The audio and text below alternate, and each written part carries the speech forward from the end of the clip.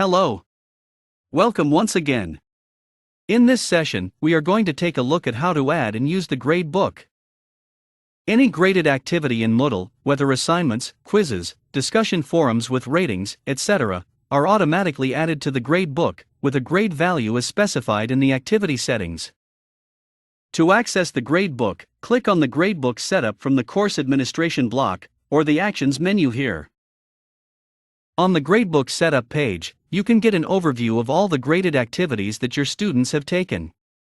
There are tons of things that you can do with this Gradebook. But in this video, we will focus mainly on only exporting and importing a grade item. First, let's take a look at how to export grade items. For instance, assuming you want to export the grades of the end of first semester exams activity, or the PowerPoint assignment that we looked at in the earlier video. How will you go about it? To export grade items, click on the Export tab here. After that, you will be presented with these export options to choose from.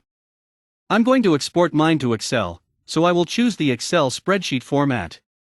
But you can also export to an open document spreadsheet, plain text file, or even an XML file, depending on your preference. Next, I will choose the items I would like to export, in this case, the end of semester exams and the PowerPoint assignment. I can easily do this by first deselecting all, this way, and then checking only the ones I want. I can also customize these export format options, or leave them at default. Once done, click on Download to export your selected items. Next, let's look at how to import grade items.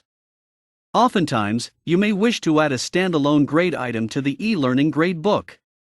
For instance, you may want to import an offline assessment sheet into the Gradebook in order for your students to see their marks. To do this, click on the Import tab, and then choose the format of the file that you want to import. In this case, I want to import a .csv file, so I will maintain it at default, and click on Choose File. Then I will again click on Choose File from the File Picker window which pops up, and click on Upload this file. Next, I can set the encoding type here, and choose what separates my data. In most cases, once you choose the correct file type, these settings can be left as it is, unless you want to customize your file. In most cases, once you choose the correct file type, these settings can be left as it is, unless you want to customize your file.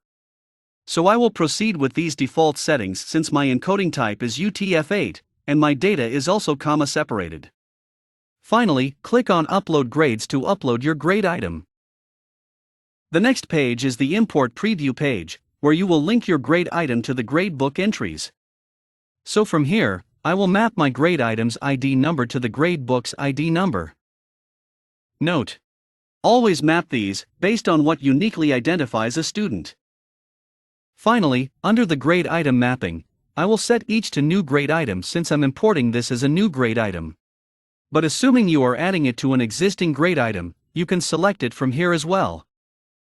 Once done, click on Upload Grades to complete the import process. Once it imports successfully, you will see a message like this.